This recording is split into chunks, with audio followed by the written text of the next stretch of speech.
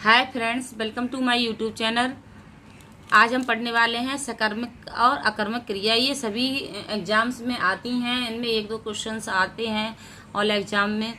और पढ़ेंगे आप, हम अच्छे से पढ़ाएंगे आपके लिए और कुछ 4-5 मिनट की जो है वीडियो में पूरा ही कंप्लीट करा देंगे।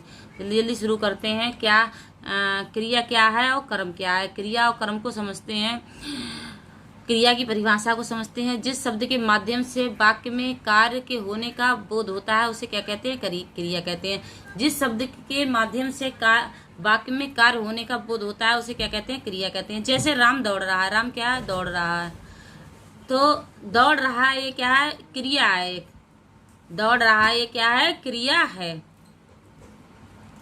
राम दौड़ रहा है, ये क्रिया है।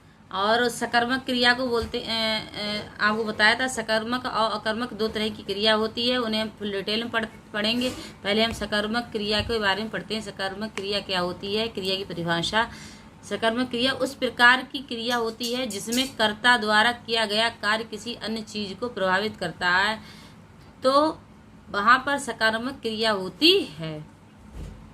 या दूसरे शब्दों में समझते हैं।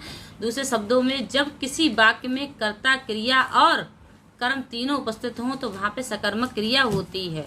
वहां पे क्या होती है? सकर्मक। ये इसकी एक परिभाषा और ट्रिक के हिसाब से है कि आपको याद रखना है। डेफिनेशन याद रहे या ना रहे, बस आपको परिभाषा से एक आध क्वेश्चन से मिलते हैं कि कर्ता, क्रिया और कर्म तीनों जहाँ उपस्थित होते हैं वहाँ कौन सी क्रिया होती है। यूपी टेड वगैरह में भी और पुलिस में भी, हर तरह एशियाई कांस्टेबल सभी में भी पूछे जाते हैं इस तरह के क्वेश्चंस। तो उसमें सकर्मक क्रिया होती है।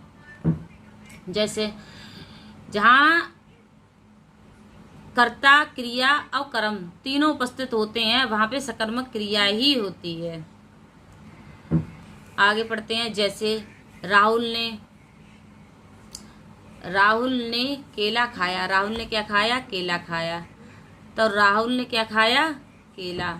इसमें राहुल ने केला खाया है, इसमें कर्ता, कर्म और क्रिया तीनों है। राहुल क्या है? करता है। खाया क्या है? खा रहा है। क्या कर रहा है? क्रिया कर रहा है। केला क्या है? केला क्या है? इसका कर्म है। कर्म क्या है इसका? तो इसमें तीनों चीजें उपस्थित हैं, इसलिए इसमें क्या है?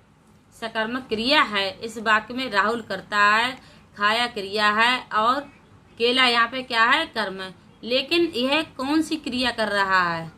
सकर्मक या अकर्मक? ये भी एक क्वेश्चन आता है कि सकर्मक क्रिया कर रहा है, कौन सी क्रिया? सकर्मक है या अकर्मक है? क्योंकि इस वाक्य में कर्ता, क्रिया और कर्म तीनों उपस्थित हैं तो यहाँ पे सकर्मक होगी। अगर ये आ जाए कि राहुल ने केला खाया तो सकर्मक क्रिया है, अकर्मक क्रिया है। तो यहाँ पे राहुल ने केला खाया तो राहुल तो हो गया कर्ता और खाया हो गया क्रिया और केला हो गया कर्म। तो जहाँ पर तीनों चीजें उपस्थित होती हैं, आपको बस एक चीज ही याद रखनी है कि सिर्फ एक चीज याद रखनी है, जहां पर कर्ता, कर्म, क्रिया, कर्ता, कर्म, क्रिया तीनों जहां उपस्थित होंगे, तीनों साथ साथ आ जाएंगे, तीनों साथ साथ खाएंगे, तीनों साथ साथ जहां आ जाएंगे वहां पे क्या होगी? सकर्मक। जहां पर तीनों साथ होते हैं सकर्मक क्रिया होती है। ऐसे ही हम आगे अकर्मक को बताएंगे। सकर्मक पहले पढ़ लीजिए वरना कंफ्यूजिंग होगी। जैसे और एग्जाम्पल थोड़े जानते हैं। सचिन फुटबॉल मैच खेलता है। सचिन क्या खेलता है? फुटबॉल मैच खेलता है। तो आपको पता ही है, शायद आप को समझ में आ ही गया होगा कि सचिन कौन है, फुटबॉल कौन है और खेलना क्या है। खेलना एक क्रिया है और फुटबॉल इसका कर्म हो गया। सचिन क्या हो गया? इसका कर्ता हो गया। बच्चे ने खिलौने तोड़ दिए हैं। आपको समझ में आ ही गया होगा। एक आध लोग कमेंट करके जरूर बताना, अगर कोई चीज समझ में आ जाती तो कमेंट करके आप फीडबैक जरूर दीजिएगा कि आपको कैसा लगता है, और अगर अच्छी ना लगती हो तो भी बताना। वह साइकिल से स्कूल जाता है। वह साइकिल से कहाँ जाता है? स्कूल जाता है। वह सड़क पर बहुत तेज दौड़ता है। आपको समझ में आ ही गया होगा कि जहाँ पे कर्ता, कर्म और क्रिया, जो चीज समझ में नहीं आती है आप कमेंट करके बता देना, उसको हम डिटेल में दोबारा से फिर पढ़ा देंगे।